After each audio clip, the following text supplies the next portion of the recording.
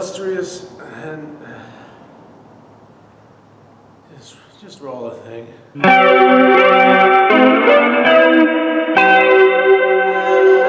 Why is it so loud?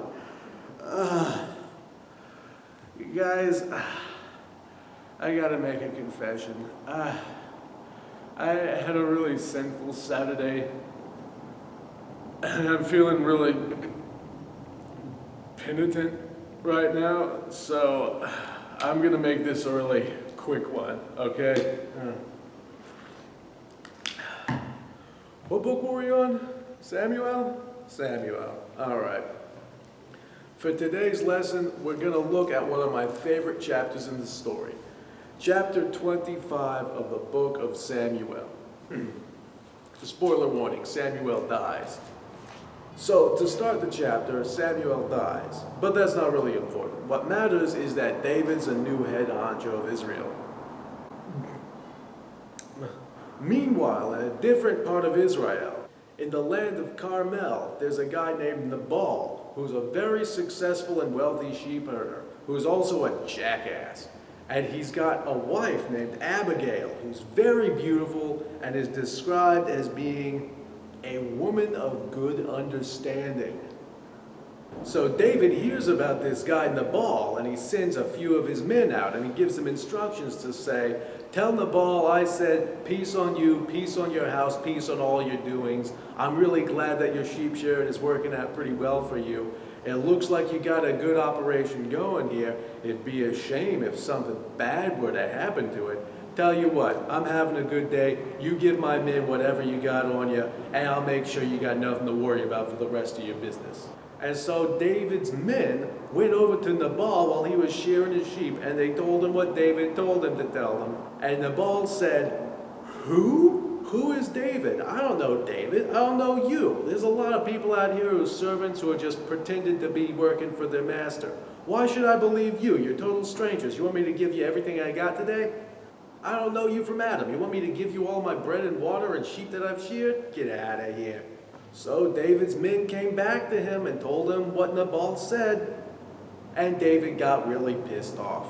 David said, "What? He's disrespecting me? Oh no, Nabal did not. I want you to get all the men together. Make sure everyone's got sword in hand. Pronto. We're going to business." And just like that, David and about 400 fully armed men got equipped and set out to attack Nabal. Meanwhile, back at the ranch, Abigail learned from one of her servants what had happened.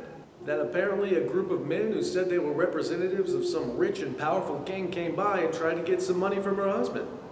She asked her servants, "Now, these guys from this powerful king, were they nice guys?" And her servants said, "Well, they didn't kill anybody." And Abigail said, "Oh, thank goodness, finally someone to save us from this evil man." And as soon as she heard the good news, she made haste and started to prepare herself by getting her asses and loading her asses up with 200 loaves, 2 bottles of wine, 5 sheep ready and dressed, 5 measures of corn, 100 clusters of raisins, 200 fig cakes, and a partridge in a pear tree. She took all of her goods and set out to intercept David while he was on his way to march on Carmel. Now, right when David was talking to his men about how by the time we're done, by the time morning comes around, there's going to be nobody left of Nabal or his men to piss it against the wall, when suddenly, what does he see but this really beautiful woman riding up to him on an ass, loaded with all kinds of goodies. As soon as she comes up to David, she throws herself on her face and bows at his feet and says, "Oh, David, David, oh, I'm your handservant, I'm your handmaiden. Oh, please let me be your handmaiden. Please let your handmaiden speak." And David says, "Geez, never even met this woman and she's already saying she's my handmaiden. There's some pretty fast women in Carmel." And Abigail says to David, "Look, I heard what happened with your men. I'm super sorry. My husband's evil. He's a jackass. Please don't blame all of us. Please, let me take responsibility. Here, have these fig cakes and this corn.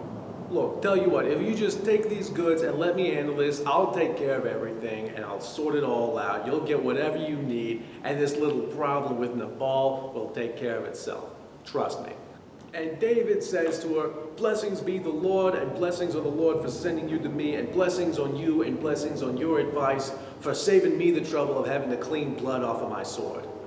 For real, if I hadn't run into you, I would have gone into Carmel, and by morning there would have been no one left of Nabal or his men to piss it against the wall. So David took the goods off of Abigail's hands and said, "Thanks for the gift, I'll let you handle the rest."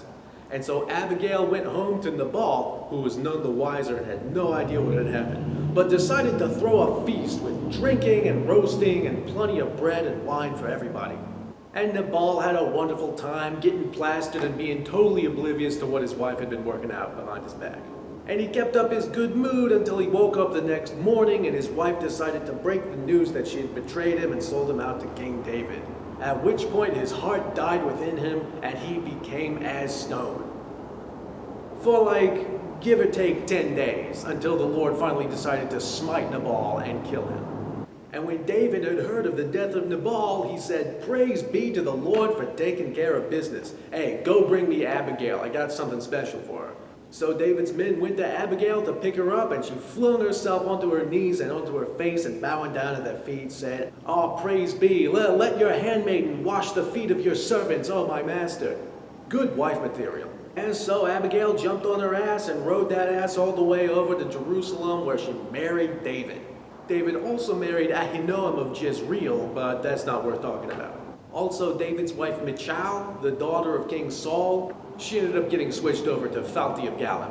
Moral of the story, if you're rich, don't let your wife keep the keys to your warehouse.